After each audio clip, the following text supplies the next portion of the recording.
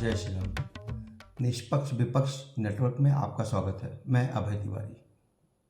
मित्रों, आज चर्चा करते हैं मोदी की कमजोर कड़ी। जी, मोदी की कमजोर कड़ी। नरेंद्र मोदी 2014 से प्रधानमंत्री और 2022 का यहाँ तक पहुँचते पहुँचते उन्होंने बीच में काफ़ी बोल्ड स्टेप लिए हैं, जिसमें उनका 370 कश्मीर से 370 35A का हटाना, ट्रिपल तलाक, सर्जिकल स्ट्राइक, एयर स्ट्राइक, नोटबंदी जैसे अनेकों काम किए हैं। बहुत सहज तरीके से राम मंदिर का जटिल मुद्दा, बहुत ही ज्वलंत मुद्दा था, वर्षों से, लगभग 490 या 98 वर्षों से ज्वलंत मुद्दा बना रहा वो। अनेकों लोगों ने, अनेकों साधुओं ने, सनातनियों ने आहुति दी है, परंतु अंत में माननीय सुप्रीम कोर्ट के माध्यम से डे टू डे हेयरिंग करवा के मोदी जी ने उसे भी क्लियर कर दिया। तो ऐसे कई काम किए हैं मोदी जी ने, परंतु कुछ काम रह जा रहा है, जैसे पॉपुलेशन कंट्रोल करना, उसका बिल लाना, पॉपुलेशन बिल, और साथ में CAA, NRC और UCC, जी हाँ, सामान्य नागरिक संहिता। यह बहुत बड़ा विषय है और बहुत ज़रूरी है। तो इसे लाने में मोदी जी क्यों लेट कर रहे हैं? जी हाँ, तो इसी पर मैं कहना चाहता था, कमज़ोर कड़ी, मोदी जी की कमज़ोर कड़ी। आप कहेंगे कैसे कमज़ोर है? 8 साल, 8.5 साल हो गए उन्हें प्रधानमंत्री रहते हुए। लोकसभा में बहुमत है 303 सीटें, पहले 282 और फिर 303 सीटें। अनेकों राज्य में उनकी सरकारें चल रही हैं, परंतु कमजोर कड़ी है मित्रों। कितने राज्य हैं उनके पास जहां स्पष्ट बहुमत है? उसके पास स्पष्ट बहुमत कितने राज्य हैं?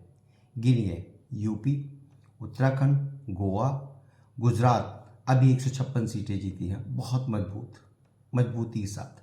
जी हाँ, यूपी, उत्तराखंड, गोवा, गुजरात, मध्य प्रदेश, त्रिपुरा और उनका हरियाणा, जी हाँ, हिमाचल तो चला गया हाथ से।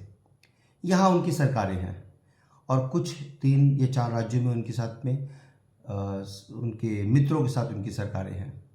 जी हाँ, मिली जुली सरकार, सहयोगियों के साथ चला रहे हैं। लेकिन कुल विधायक बीजेपी के पास कितने हैं?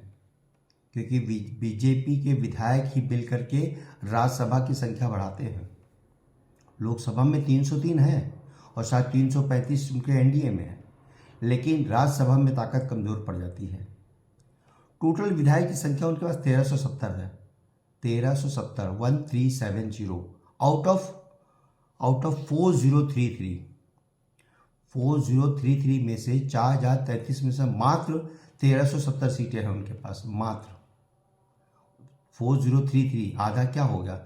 2017, करीब 2030 या 35 या 40 सीटें चाहिए उनके पास, और 40 विधायक होने चाहिए, और उनके पास 4033 में से मात्र 1370 सीटें हैं उनके, है ना कमजोर कड़ी।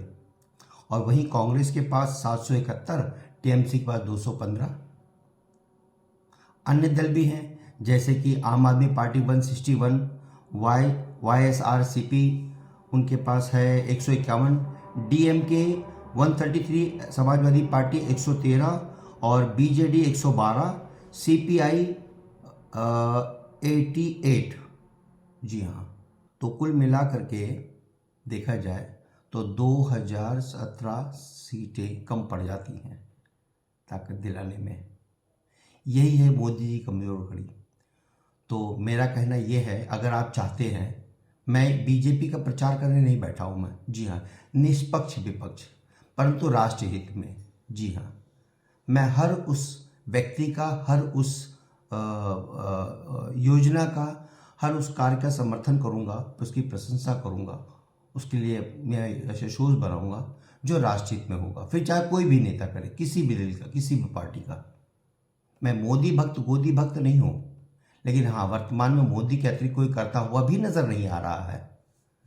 इसलिए मैं कह रहा हूँ, ये मोदी जी की कमजोर कड़ी। यदि आप चाहते हैं कि UCC लागू हो, पॉपुलेशन बिल आए, तो उसके लिए 4033 में 1370 सीट सफिशिएंट नहीं है, कम है, कम है। जी हाँ, ये सीटें होनी चाहिए कम से कम 2040 या 50।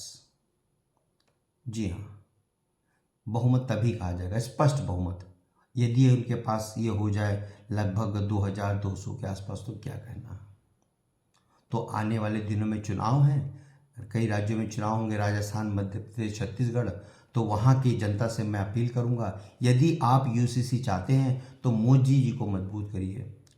क्षेत्रीय नेता से हो सकता है आप खुश हो ना खुश हो, ये अलग विषय है। ऐसे कई स्लोगन बने थे बीच में, मोदी तुझसे बैर नहीं, फला तेरी खैर नहीं, राजस्थान से उठा था ये नारा। लेकिन इस बार ध्यान रखिएगा कि जादुई आंकड़ा बहुत महत्वपूर्ण होता है, एक एक सीट महत्वपूर्ण होता है। तो जब एक एक वोट यूसीसी के हित में जाएगा, तभी जाकर के सामान्य नागरिक संहिता लागू हो पाएगा।